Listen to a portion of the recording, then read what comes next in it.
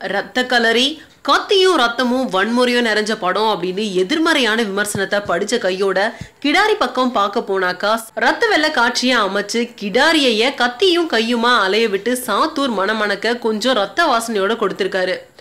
ஆட்டு சந்தை, rice mill, தீப்பெட்டி குச்சி மில் அப்படின்னு பயணப்படுற சாத்தூரை சுத்தி சுத்தி பயணப்படுது கதை. ரத்தம் வன்முறை அப்படின்னு பார்த்தா படத்தை ரசிக்க முடியாது. முனியாண்டி விலாஸ் கடையில பிரியாணி சாப்பிட போயிட்டு கவுச்சு வாடை அடிக்குதே அப்படின்னு பார்த்தா முடியுமா? அதே முனியாண்டி விலாஸ் பாணி தான் கதை. கொலைய கூட கொலையா காட்டாம சில இடங்கள்ல விபத்து மாதிரி காட்டியிருக்காரு இயக்குனர். கொம்பையா பாண்டியன், கிடாரி, புலிக்குத்தி பாண்டியன், மாப்பிள்ளை விநாயகம்னு சண்டீர்களை சுத்தி நடக்கிற கதை அப்படின்னாலும் கிடாரி உடனான நிக்கிலாவோட காதல் ரொமான்ஸுக்கு பஞ்சமில்லாம இருக்கு. ஆனா பேசுற வசனங்கள் தான் நானோடிகள் அனன்யாவை நினைவூட்டுது. அனன்யாவுக்கு முத்தம் கொடுக்காத சசிகுமார் நிக்கிலாவுக்கு பஞ்சம் இல்லாம முத்தம் கொடுத்திருக்காரு இந்த படத்துல. இவர் தான் இதற்கு சரி, இவரை தவிர யாரை போட்டாலும் சரி வராது அப்படின்னு பேச வச்சிருக்காரு. கொம்பையா பாண்டியனா வரும் வேலா. கொம்பையா பாண்டியனா வரும் வேல் ராமமூர்த்தி. கட்ட பஞ்சாயத்து தன்னோட உயிருக்கு ஆபத்து அப்படின்னு தெரிஞ்சு அது யாரா இருந்தாலும் போட்டு தள்ளுற மனப்பாங்கு அப்படின்னு வில்லாதி வில்லனா அசத்தி இருக்காரு.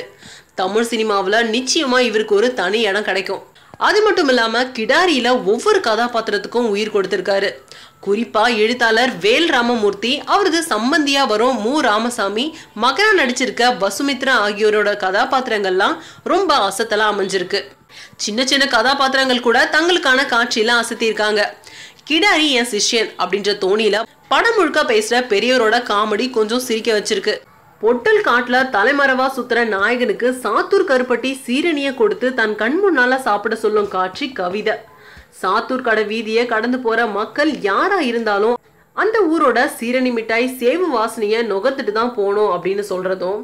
கோவில்பட்டி, சாத்தூர், அருப்புக்கோட்டை பகுதிகளில் கருப்பட்டி மிட்டாய் பிரசித்தம். கருப்பட்டி பால்ல ஊற வச்சு தட்டுல வரிசையா அடுக்கி வச்சிருப்பாங்க.